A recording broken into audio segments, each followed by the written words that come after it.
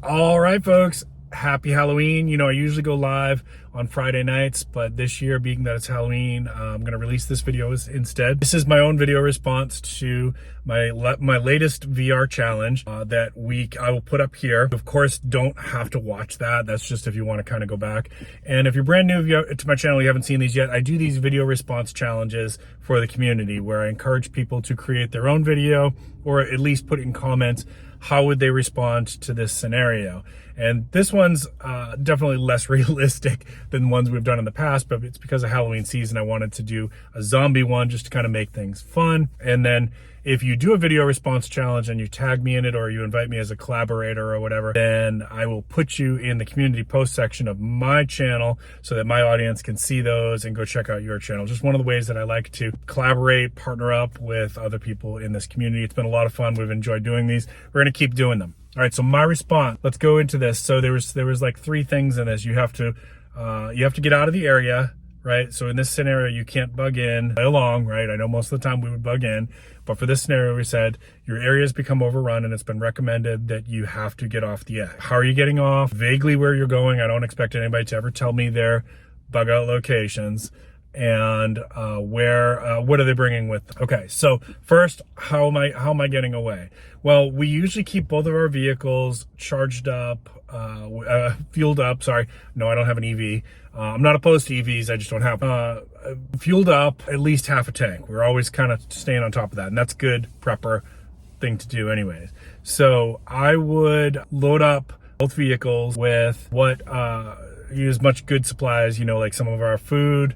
Freeze-dried food, our medicine supplies from companies like Jace Medical, things like that, antibiotic supplies, antiviral stuff, anti-parasite stuff, as much water as I could fit in the vehicles, some clothing, and basically the bug out bag, whatever emergency cash we've got on hand, plus my gold and silver. Okay, or at least what I have on hand. I don't keep all of it on my site, but at least enough that I've got some. Okay, and then the last thing, of course, would be maybe, you know, tents and weapons, right? So specifically for us, both myself and my spouse would be carrying a sidearm and a long gun, okay? For me, it's an AR-15. My spouse, I would probably outfit her with the Ruger 1020, the 22, it's 22 LR. And of course, sidearms for me is my Glock 17. For her would be I'd probably give her the Glock 26. Now, I've got other firearms as well that I could use, but those would be like, if I only grabbed a couple, those would be the ones. And then a couple melee weapons, like some good long knives, things like that, all right? So then our comms would be, in this case, would be walkie-talkies. And when we leave, I want her in front of me. So if her vehicle has a problem, I'm behind her, I can catch up. You know, I can assist. That's just how I am. You know, that's, you know, I'm not trying to say like she's incapable or not. She's very capable, but that would be my mentality. Nope, you are going in front of me. If there's a problem, I want to be behind you so I can assist. All right, so that's what we would do. We're getting out until if we could no longer use our vehicles, then we're just taking the bug out bag and probably the sidearms and water filtration. The Grail system is what I'm going to recommend. That's what we have.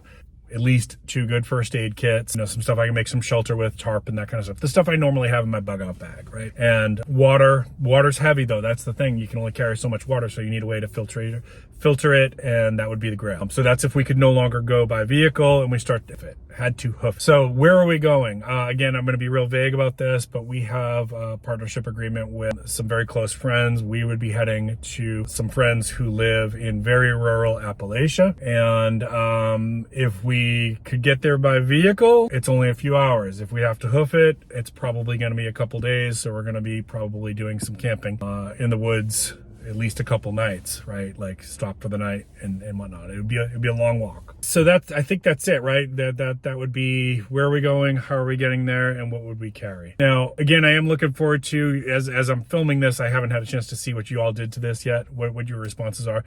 I'm sure I forgot stuff, right? That's why these videos are really cool and helpful. It's because we can all learn from each other, right? I hope you find these series helpful. If you think like, Sarge, I can't believe you forgot this, because I'm sure that there's something I'm forgetting. Go ahead and put it in the comments down below. I learned from y'all just as much as I hope that I'm able to teach you some things, all right? So I hope, again, you're having a happy Halloween. Hope you're enjoying these challenges. We will definitely be continuing these next year. Keep planting your seeds. Keep stacking your silver. This is Prepping with Sarge.